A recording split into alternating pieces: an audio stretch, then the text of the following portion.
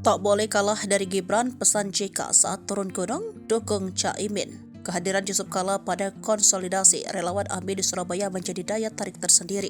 Mantan Wakil Presiden Indonesia tersebut seperti diketahui sudah mentasbihkan diri mendukung paslon Anies Baswedan dan Caimin. Pada kesempatan itu pula ada dua ucapan JK yang disorot publik. Konsolidasi Akbar Amin Jatim tersebut digelar di BL Arena, Surabaya pada Rabu 10 Januari 2024. Ratusan para relawan Amin dan kader PKB Nasdem serta PKS ikut serta. Dalam kesepakatan ini juga dihadiri langsung oleh Cawapres Abdul Muhaimin Iskandar atau Caimin. Menurut JK, Caimin tidak boleh kalah dengan Cawapres nomor urut 2, Gibran Rakabuming Raka. Jika sampai kalah, JK menilai hal tersebut sudah sangat kelewatan. Kita harap ini masa kalah dengan Gibran. Kelewatan kan? Ujar JK saat memberikan pemaparan. JK juga mengajak masyarakat untuk memikirkan kondisi negara jika pemimpinnya adalah sosok yang suka marah-marah.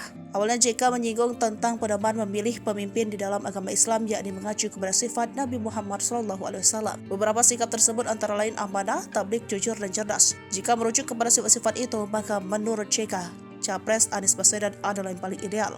Jika pemimpin yang suka marah-marah berdebat dengan kepala negara lain bisa ditonjok. JK secara resmi mendukung pasangan Anies Baswedan dan Muhaimin Iskandar terhitung sejak Selasa 19 Desember 2023. Ya, pemimpin harus tenang, harus mempunyai pikiran gagasan, jangan emosional. Karena persoalan bangsa ini banyak. Kalau tidak tenang berpunya pikiran, harus mengambil keputusan yang baik. Tentu pemimpin itu jangan emosional.